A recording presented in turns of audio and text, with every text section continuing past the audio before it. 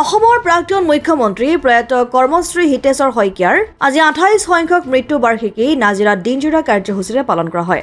পুৱা প্ৰয়াত কৰ্মশ্ৰী হিতেশ্বৰ শইকীয়াৰ সমাধিস্থ সংহতিস্থলীত পুষ্পমাল্যাৰ্পণ আৰু বন্তি প্ৰজ্বলনেৰে কাৰ্যসূচীৰ পাতনি মেলে প্ৰয়াত শইকীয়াৰ সহধৰ্মিনী তথা প্ৰাক্তন মন্ত্ৰী ডক্টৰ হেমপ্ৰভা শইকীয়া আৰু জ্যেষ্ঠ পুত্ৰ তথা অসম বিধানসভাৰ বিধায়িনী দলৰ দলপতি দেৱব্ৰত শইকীয়াই।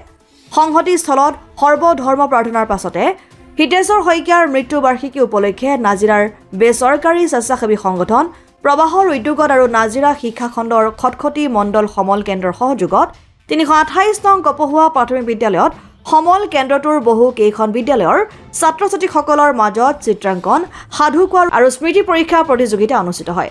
শেষত প্ৰাক্তন মন্ত্ৰী ডক্টৰ হেমপ্ৰভা শইকীয়াৰ উপস্থিতিত প্ৰতিযোগিতাৰ বিজয়ী ছাত্ৰ ছাত্ৰীসকলৰ মাজত বঁটা বিতৰণৰ পাছতে অনুষ্ঠানৰ সামৰণি পৰে।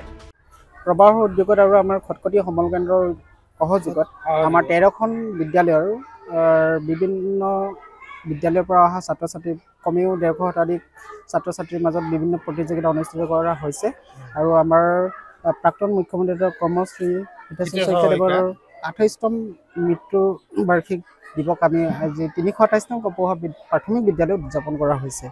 আমি খুবেই ভাল হৈছে, ল'ৰা ছোৱালীৰ বিভিন্ন অংশগ্ৰহণ কৰিছে। তেওঁলোকৰ শাৰীৰিক আৰু মানসিক বিকাশৰ উদ্দেশ্যে যি প্ৰবাহৰ দ্বাৰা উদ্যোগ লৈছে সেইটো আমি চবেই শলাগিছোঁ আৰু ভৱিষ্যতেও এনেকুৱা অনুষ্ঠান ল'বৰ কাৰণে মই তেওঁলোকক অনুৰোধ জনাইছোঁ। নাজিৰাৰ পৰা যদুমণি হাজৰিকা ৰিপৰ্ট, অসম আদিত্য।